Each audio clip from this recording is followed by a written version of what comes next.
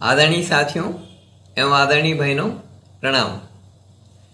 इन दिनों में मौसम के परिवर्तन के कारण और कुछ लापरवाहियों के कारण बार बार समझाने और बार बार सावधान करने के बावजूद कुछ लोग जो है ध्यान नहीं रख पाते अपना, और इस कारण से खांसी, जुखाम, बुखार का बहुत ज़बरदस्त प्रकोप चल रहा है। जगह जगह सुनने को मिलता है कि उनको बुखार आ रहा है, उनको खांसी हो रही है, उनको जुकाम हो रहा है, ठीक नहीं हो रहा है। बार बार लोगों के मैसेज भी आ रहे हैं, लगातार मैसेज आ रहे हैं। तो हम आज आपको एक बार फिर से थोड़ी चीज़ें बता देना चाहते हैं जल्दी में। बिल्कुल ज़्यादा समय नहीं लगेगा। सबसे पहले तो आप ये ध्यान रखिए कि जब भी आपको इस तरह की परिस्थिति हो तो एक बात दिमाग में ध्यान रखिएगा कि कोरोना अभी गया नहीं है। और ऐसा नहीं हो कि आपका ये जो खांसी, जुकाम, बुखार आ रहा है और आप टेस्ट करवाने के लिए गए और आपको कोरोना डिक्लेयर कर दिया। तो ये आप सावधानी रखिए और तुरंत जिनको भी बुखार आ रहा है तुरंत कांसे की वाटकियां लीजिए। कांसा है ना, सिल्वर मेडल और गोल्ड मेडल नाम सुना है ना, उसी तरह से कांस्य पदक भी नाम सुना होगा, ब्रॉन्ज मेडल। तो ये कांसा है। कांसे की कटोरियां लीजिए 2 और दोनों पांव के तलवों में देसी घी लगा करके ऐसे घिसिए पूरे पांव के तलवे में। 1 घंटा घिसिए, बुखार भाग जाएगा और दोबारा बुखार नहीं आएगा। ये काम आप तुरंत करिए। जिनको भी बुखार आ रहा है तुरंत कांसे की कटोरियां लाइए, वाटकियां, और अपने पांव के तलवों में घिसवाइए किसी से। इसी तरह से पीने के पानी की मात्रा बढ़ा दें। जितना पानी आप रेगुलर पीते हैं उससे थोड़ा 1.5 पानी पीजिए। ज़्यादा पानी पीने से बॉडी का टेम्परेचर मेंटेन रहेगा और आपका जो यूरिन जो पास होगा उससे बहुत सारा जो कीटाणु है, जो भी अंदर सारा वो सारा निकल जाएगा और आपका बॉडी का टेम्परेचर मेंटेन रहेगा। चिरायता पिए। जिन लोगों को भी चिरायता है, ये चिरायता, लोग पूछते हैं चिरायता क्या होता है। ये चिरायता जड़ी बूटी है और इस चिरायतों को आप पीजिए। ये चिरायता है और ये कुटकी है और ये चिरायता है। बाजार में क्या नाम से मिलता है, हिंदी भाषी क्षेत्रों में लोग चिरायता और कुटकी समझते हैं, लेकिन बहुत सारे लोग जो गुजराती और दूसरी भाषाओं का प्रयोग करते हैं, जैन मंदिरों में आयम्बिल खाता होता है, उसमें कटु करियाता बनाते हैं, तो वो कटु करायता का पानी पीजिए। ये कटु करायता है। चिरायता और कटु करायता एक ही है। तो इसका पानी पीने से बराबर मात्रा में ये भिगो दीजिए 5-5 ग्राम, और इसको 1.5 गिलास पानी में बॉईल करिए और पानी आधी कटोरी रह जाए, 1 कटोरी रह जाए उतना बॉईल करिए और उसको पी लीजिए। ये बहुत कड़वा होता है तो सावधानी रखें, बहुत कड़वा होता है ये। और तो थोड़ा सा गुड़ वगैरह पास में रखें तो आराम से वो गुड़ वगैरह ऊपर खा लीजिए, ताकि आपका जो मुंह का कड़वापन है वो दूर हो जाए, आपका जी नहीं घबराए। ठीक है।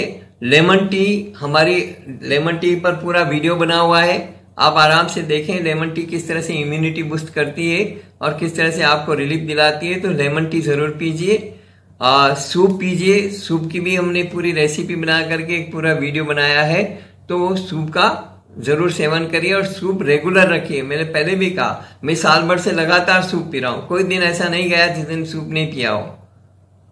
तो वो सूप बहुत ज़्यादा आपको फायदा करेगा, इम्यूनिटी बूस्ट करेगा और आपको कोरोना से भी बचाएगा। और दूसरा, अभी सर्दी, जुकाम, खांसी, जो अस्थमा, दमा वगैरह, इन सब में आपको उससे रिलीफ मिलेगी।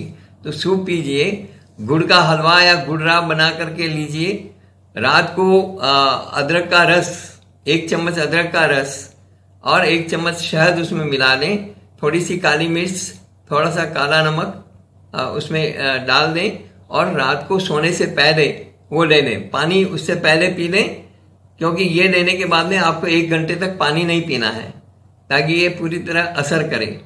इसी तरह से सरसों का तेल, मैंने कई बार बताया है, सबसे सस्ती चीज़ सरसों का तेल। हमेशा थोड़ा सा 2-4 ड्रॉप हथेली पे लीजिए और उंगली भर के ऐसे सूंघ लीजिए। नाक के ऊपर लगा दीजिए, कान में लगा दीजिए, कान के पीछे लगा दीजिए। ड्रॉप कहीं नहीं डालना है, ठीक है। और नाभि में भी लगा दीजिए। रात को सोएं तो पाँव के तलवे में अच्छे से मसाज कर लीजिए। चेस्ट में मसाज कर सकते हैं, पीठ में मसाज कर सकते हैं, उससे आपको फायदा मिलेगा। इसी तरह से नीलगिरी का तेल या कार्बोल कैप्सूल, ये कार्बोल कैप्सूल, इसमें भी वो नीलगिरी का तेल ही होता है और ये नीलगिरी का तेल।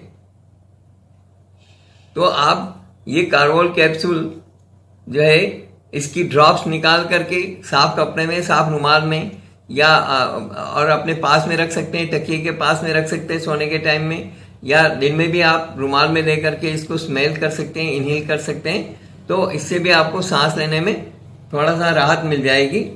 तो ये करिए। इसके अलावा बहुत ज़्यादा खांसी है तो ये मुलेठी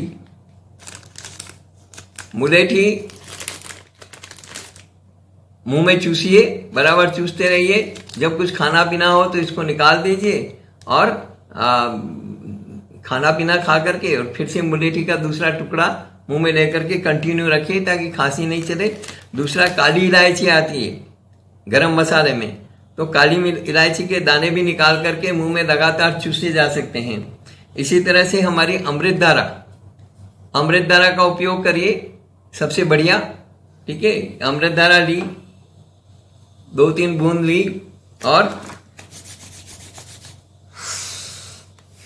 नाक के पास ले जाके खूब गहरी सांस लीजिए, इनहेल कीजिए। तो इससे आपको बहुत ज्यादा और बहुत शीघ्रता से राहत मिलेगी। और रात को भी ललाट पे लगा लीजिए, फोरहेड पे अच्छे से लगा लीजिए और सूंघ लीजिए, या इसकी स्टीम भी ले लीजिए। तो इससे आपको बहुत आराम मिलेगा और तेजी से आराम मिलेगा। कफ वगैरह सारा निकल जाएगा आपका। और ये गुनगुने पानी में काला नमक डाल करके और सुबह शाम दोपहर 3 बार 4 बार गरारे करिए। खांसी बहुत ज्यादा है तो मैंने बता ही दिया आपको मुलेठी, और बहुत ज्यादा आपको कफ वगैरह या बहुत ज्यादा प्रॉब्लम हो रही है, बहुत ही एक्यूट प्रॉब्लम हो रही है, तो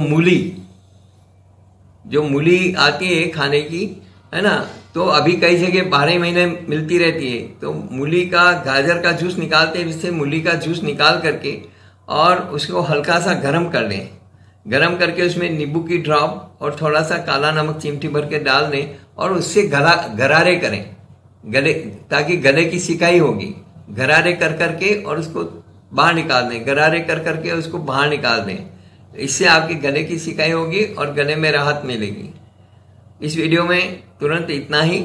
यदि आपको मेरा वीडियो पसंद आया हो इसे लाइक जरूर करें, ज्यादा से ज्यादा लोगों को शेयर करें। सबसे मोटी बात, सबसे इंपॉर्टेंट बात यह कि अधिक से अधिक लोगों को शेयर करें और अधिक से अधिक लोग इसको सब्सक्राइब करें ताकि उनको नए वीडियो भी मिलते रहें। और अधिक से अधिक इसको भेजने से क्या होगा कि सब लोगों को लाभ मिलेगा। और अभी ये बहुत बुरी तरह से फैल रहा है क्योंकि क्लाइमेटिक कंडीशन चेंज हो रही है। तो आप बहुत सावधानी बरतें, यही विनम्र प्रार्थना है। आप स्वस्थ रहें, ये शुभकामनाएं।